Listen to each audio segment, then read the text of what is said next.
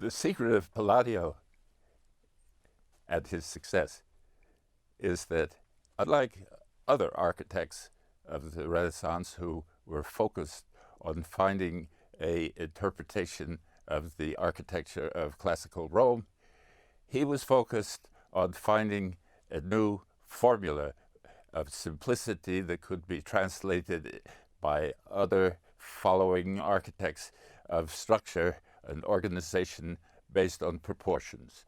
He was not focused on the orders of antiquity, but on the geometrics of architecture and the possibility of expressing a warmth and humanity in his work that was also not a primary concern of his contemporaries.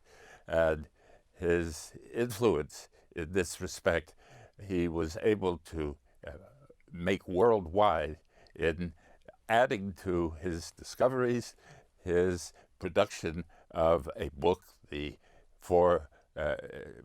Quattro Libri, the 4 books of architecture, which spread like wildfire through Europe in many editions, and which has the major responsibility for the understanding of his work elsewhere.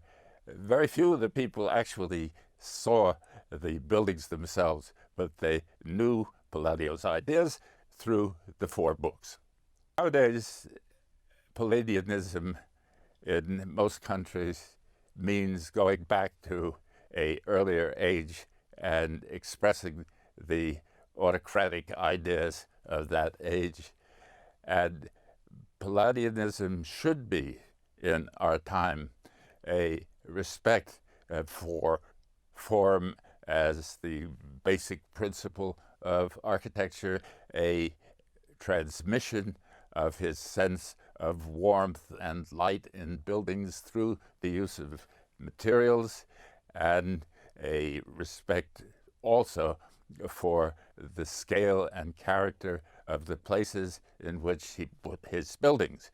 And in the countryside, a response to the landscape, so that the interplay of the architect with his environment is foremost.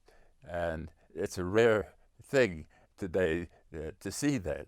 This is a time of excessive expression of individuality, when architects try not to be like their environment, but to make buildings that are a complete distance from anything around them. And for that reason, there's a need for a new approach, not only to Palladio as a thinker, rather than as a symbol of the past, and to his sense of the quality of placement and atmosphere.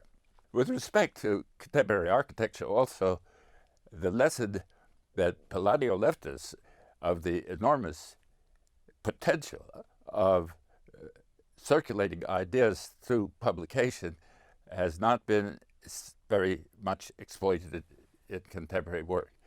And the case of Rem Koolhaas is exceptional. His influence as a writer has been greater than his influence as an architect.